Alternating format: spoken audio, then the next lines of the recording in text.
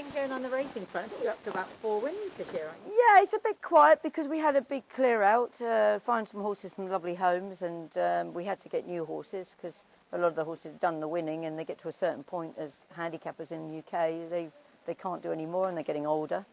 So we retire them, and we had a massive change up, and we bought a lot of yearlings and 2-year-olds, mainly fillies, because fillies I do really well with to sell on for my owners. You know, filly last year I paid 8 for, and we sold the next day after he finished 4th for 80.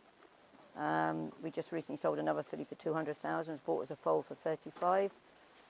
So we kind of, you know, it's sad we can't race them and get that sort of money in the UK, but unless you go to Dubai or Qatar or France, you know, all those sort of countries, the prize money is so much better. And much I'd like to race for no prize money and the love of animals, it wouldn't be financially doable. So sadly, you have to get new horses in and basically sell them on if we do well. But I've got some nice youngsters, very nice. Ocean Cloud, Margaret's Fuchsia, Native Melody. I've got some really nice 2-year-old fillies, I'd say. And hopefully Ocean Cloud, who has been sold as a sale, will take you to Royal Ascot? Yeah, we all being well, well, touch wood, that she's going to be okay, and yeah, no, all being well, yes. And what about this one? Silver Bubble, she's a favourite in the yard. She's like a pet, really.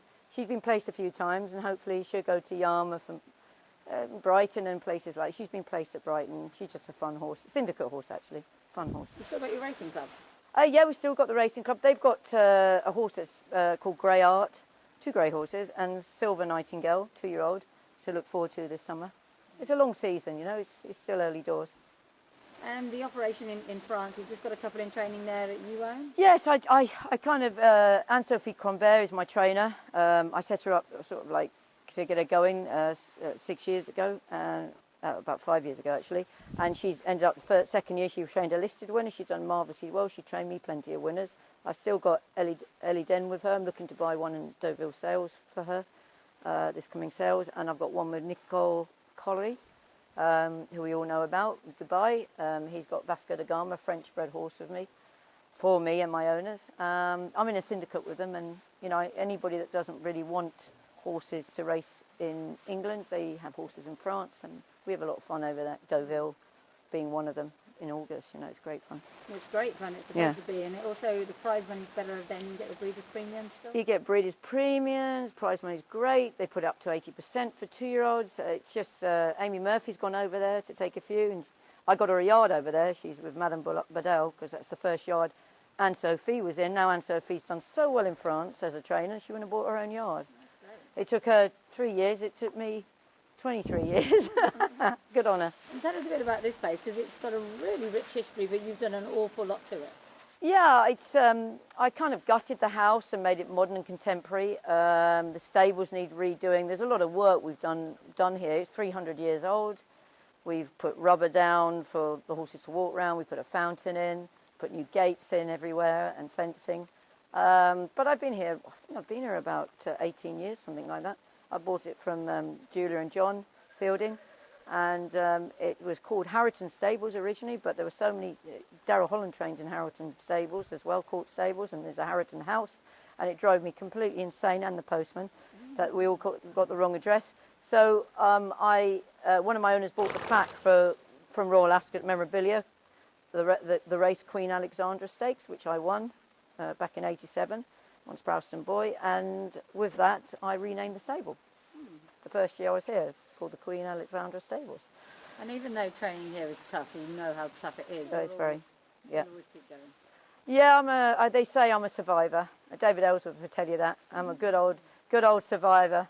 So I remember it wasn't so long, I felt I was a young trainer, but I feel very old now. I'm one of the oldest in Newmarket. Michael Stout, John Gosden are ahead of me, but I think John Gosden started training when I was training here, but because he was training in America. But you got Stouty, Smart Prescott.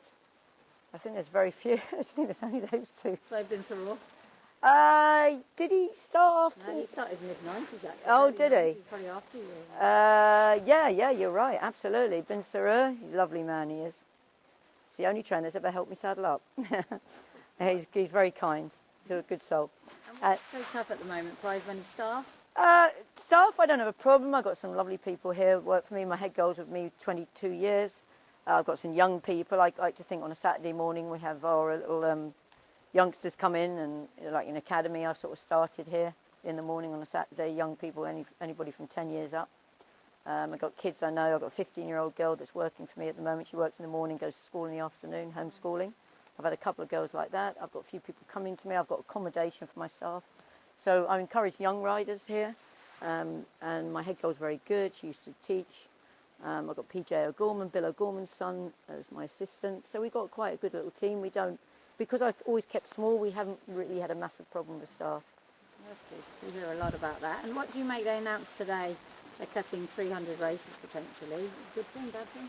Well, they want to cut the big races. They want the 3 runner races. I just hope they don't cut the lower grade races, because there's a lot of bread and butter trainers out there, and we need those races. And they'll always, as you can see on the card, the biggest fields.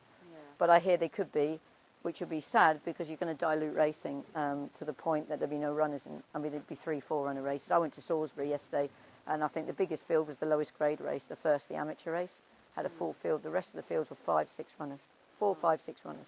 So I think racing needs to seriously have a kick up the backside and have a real good look. I haven't been recently to, obviously I'm on the board of the Racehorse Owners Association, so I know they've been doing a lot of hard work, but we really need to look at this strongly, that they will fill the races, because let's face it, most of those 80-rated horses go to Dubai or Saudi Arabia or Bahrain or Qatar, and we've got the Middle East to deal with now, not just America and Australia and Hong Kong. We're selling horses worldwide, and we're losing all our better horses abroad, and the Japanese have come in now. They stepped in because they bought all our good mares years ago, and now they're bringing top-notch horses. So sadly, I think we're slipping down like Germany had years ago, So we've got a massive, it's a worry for British racing, I think. Yeah. We can all say we've got the best racing, we've got the best horses, but we can sing that off the same hymn sheet, all of us, but it still doesn't show it. The proof of the pudding's in the eating, and you don't see it in black and white, do you? When you see the prize money and how many runners in races. No, it's scary. It really is scary. It's frightening, how British racing. Fortunately, I'm in my twilight years. And so, would you go into it again now? No, not now. And I think every trainer, Stuart Williams would tell you, he's a very good trainer, good friend of mine. He'd say the same, and a lot of trainers like Dale Woodhillsworth as well. I think we had there was wonderful years. I had starting off early 2000, and not in the 90s. 97 was my best years when I was down in Dorset. I had a very good horse called Salisbury Tower, Group 1 horse, third St James's Palace. I had some really, really good horses down there, and they were fantastic years.